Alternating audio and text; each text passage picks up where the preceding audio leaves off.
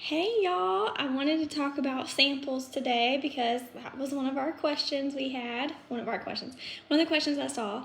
So I wanted to outline everything about sampling. So when you're doing samples, you need to be intentional. I almost said something like intestinal. Intentional. Meaning sampling things that you know your customers are going to love and following up with them, asking them how they like it. They might love it. They might even just text you first. So always follow up.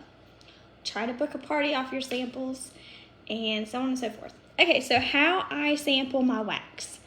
I choose scents that people might not have tried. So right now I have all the samples for the 10 new fall scents, and all of my VIP, not all of them, but most of my VIPs and all of my Scentsy Clubbers have smelled the 10 new fall scents.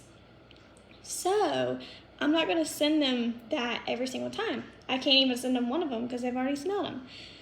So what I'm going to send those people that have already smelled those 10 is I've got to sample other things. So right now I'm sampling next month's scent of the month. I'm sampling maple apple bourbon because it is a fan favorite. I've never seen people love maple apple bourbon like I have this year.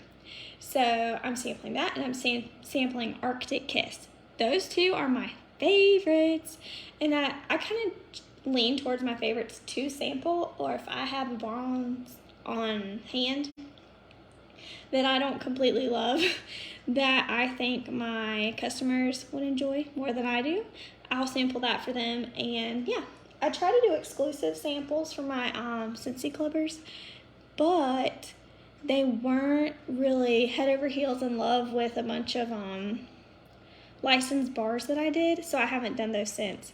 Mostly I focus on collections for them, like the Days of Summer collection. I sampled that exclusively for them, and I'll do the fall bars for them and the winter bars and stuff like that. But anyway, back to what I'm talking about. How I sample my wax. Lazy Felts, y'all. This is the name of the game because I don't have time to melt a wax bar. I have a baby that has to be fed and she wants attention. So Lazy Felts are my game right now. So I cut up wax. Hey, come here. So I cut up my wax with a crinkle cutter that I got off Amazon. They're like $6. Shh, it's just the mailman. And I put a piece of felt in it. Felt from Walmart that I just cut up, or I get it off the Scentsy store if I'm feeling fancy. And I just throw it in the bag with the wax, and if the wax melts while in transit, the felt will soak it up for them, and they'll be able to smell it and use it still. Cheap cutting board is what I use to cut my wax on. It's just a cutting board that I've had for years that I haven't used in a while, and it's small, so it's too small for food, so I use it for my wax. How I figure out what to sample, I do a poll in my VIP. I really have to do that, like, for real. The baby is sleeping. Sorry. The baby is sleeping. It's just the UPS man. He's lost his mind. I don't know why he's ringing the doorbell. I need to get a rug that says, "Do not ring the doorbell. I have a sleeping baby and a loud dog. And a sleeping husband that's on night shift." I desperately need that rug. Anyway, so I do a poll on my VIP and I ask them, do y'all want to smell more wax? Do you want washer whiff samples, counter clean samples, body product samples? Hey, it's okay. It's okay. Stuff like that. I asked them what they wanted to smell, and I had more washer whiffs than wax, so I'm going to sample more washer whiffs now. Fragrance mist is one I asked too.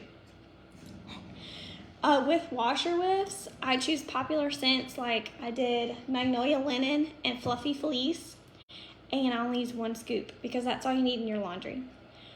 For counter clean, fragrance mist, and Scentsy Fresh liquids, I use the 5 milliliter spray containers or samplers off of Amazon. You can get a bunch for cheap. I'll post the links to the stuff I use in the comments. Scentsy Soak, I sample 1 scoop.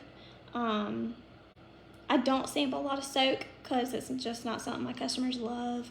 But yeah, they might love it, but I just don't sample it. And also the key to sampling is bulk sampling. So you don't have to like stop your thank yous and sample before you can even do that.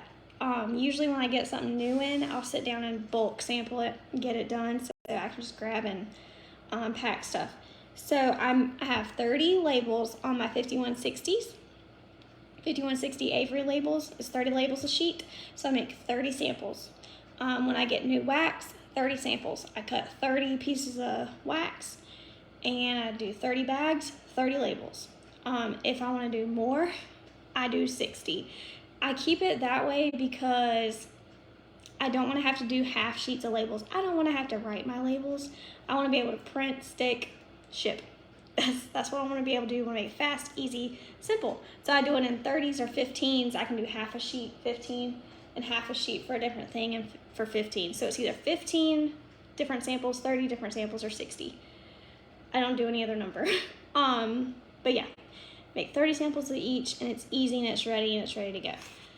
So I think I went over everything. If y'all have any questions, please ask.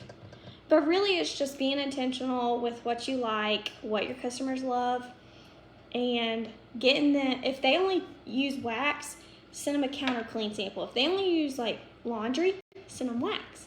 If they only use, say they use everything but body products, send them a fragrance mist.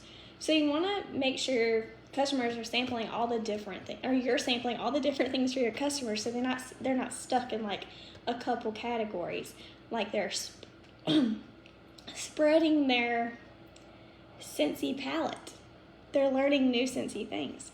So I hope that was helpful. If y'all have any questions, please ask. I'll try to post my links by the end of the day. I have to go get my daughter now. Thank y'all for watching.